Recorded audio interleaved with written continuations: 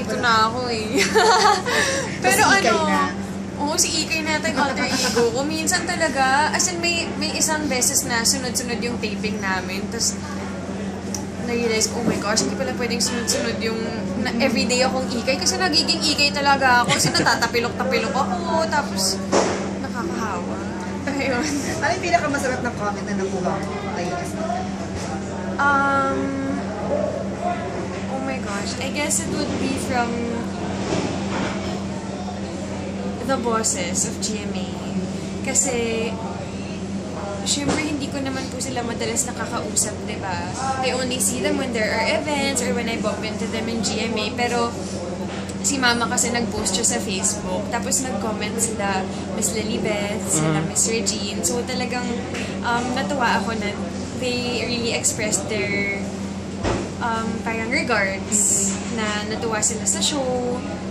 At yun din naman yung reason kung bakit na lipat kami sa ibang time slot is because natuwa yung boses dun sa pinakita ng production, tsaka ni Direk Andoy, tsaka ng lahat ng artista. So yun, very flattering lang talaga to be part of this project.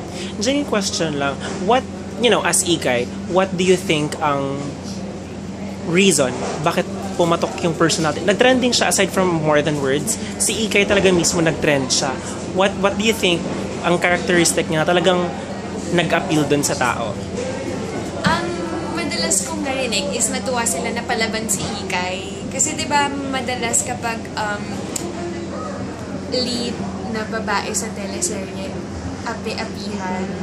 So, I guess nakakatuwa na kahit kaapi-api yung itsura ni Ikay, palaban pa rin siya. Tsaka, iba kasi yung konsepto ng More Than Words ay medyo light. So, I guess it's refreshing, not only for us, pero dun sa mga nanonood.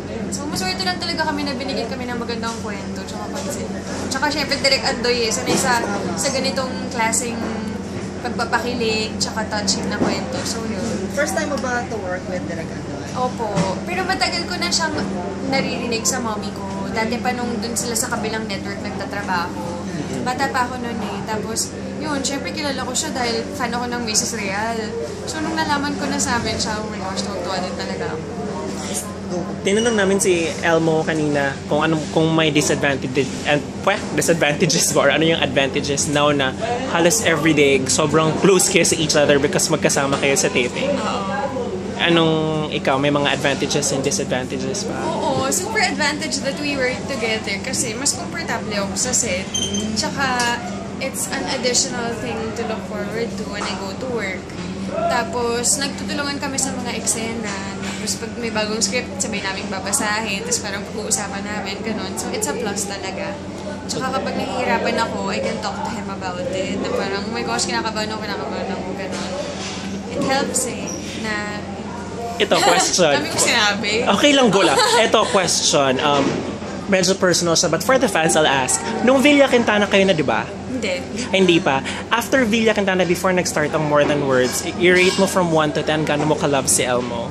Before nag-start ang More Than Words. Before nag-start yung